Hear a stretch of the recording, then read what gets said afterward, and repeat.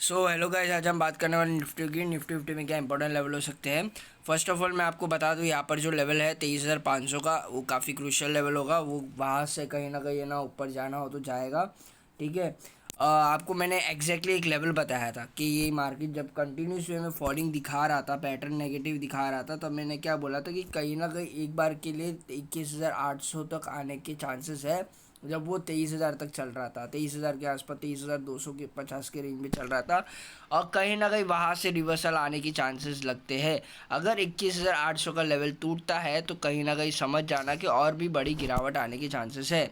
ठीक है। लेकिन अगर रेट कट, तो रेट कट क्या बोल रहा हूँ, एक्चुअल में मैं बोल रहा हूँ कि है ना, जो लेवल था, सपोर्ट लेवल था 21,800 का, वहाँ से रिवर्सल तो दिखा दिया है। एक अच्छा खासा डब्ल्यू पैटर्न भी दिखा रहा है ये, आप देखोगे तो।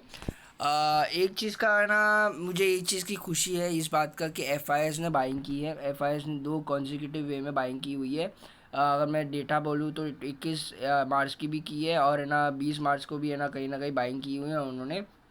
2-3 कंसेक्यूटिव डेज से है ना बाइंग चल रही है उनकी। तो उस वजह से भी एक अच्छी खासी रैली देखने को मिली है कि एफ वापस आ रहे हैं। और मैंने आपको वो बताया था कि है ना, न्यूज़ के हिसाब से मैंने पहले भी बताया जब 21,800 की रेंज में था कि बाइंग अपॉर्चुनिटी देख रहा है इंडियन मार्केट में वापस एफ। ठीक है।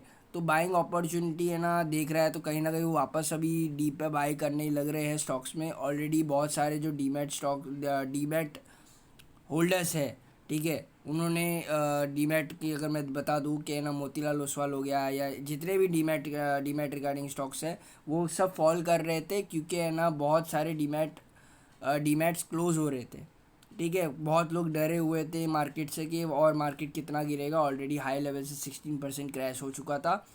तो उस वजह से बहुत लोगों ने पैनिक में आके सेल किया रहेगा, और उसी चीज़ का फ़ायदा उठाया एफ ने। ठीक है।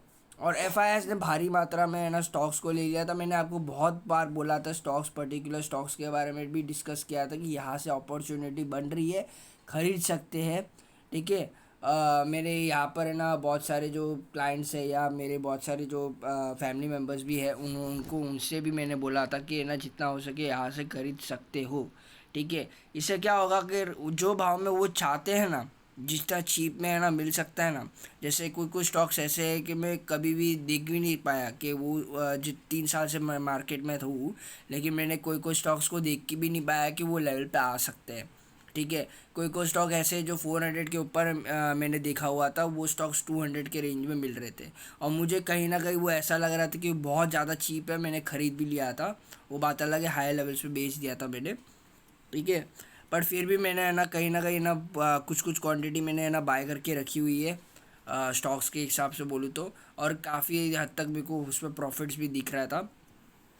ठीक है। वो मैंने हाई लेवल पे इसके लिए बेचा है, अभी कुछ कुछ स्टॉक्स बेच के रखे हैं, और कुछ कुछ कहना स्टॉक्स में लॉसेस भी दिख रहे हैं।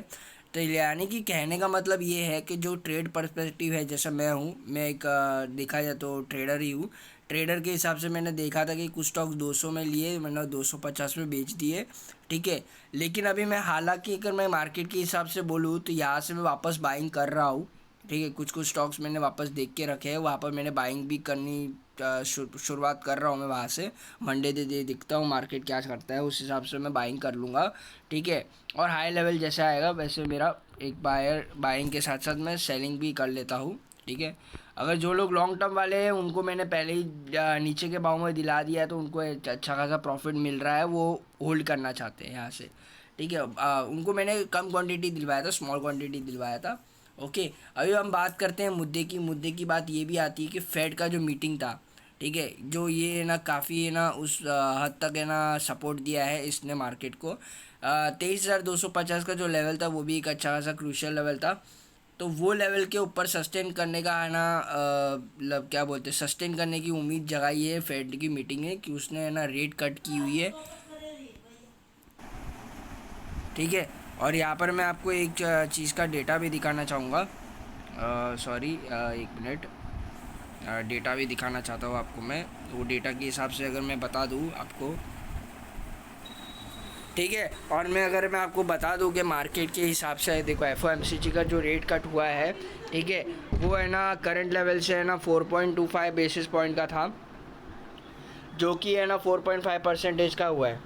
ठीक है। Current that is the level, current level is of 4.25% to 4.5%। मतलब उन्होंने एक्सपेक्टेशन किया था कि 4.25% का बेसिस पॉइंट का है ना रेट कट होगा, लेकिन है ना रेट कट एक्चुअल में हुआ है 4.5% का, according to the Fed Watch. Okay, तो उसके हिसाब से बोलूँ तो है ना रेट कट हुआ है 4 point, current level is of 4 point below their current level, that is जो रेट कट हुआ है 4.5% का हुआ है, पहले है ना 4.25% का था।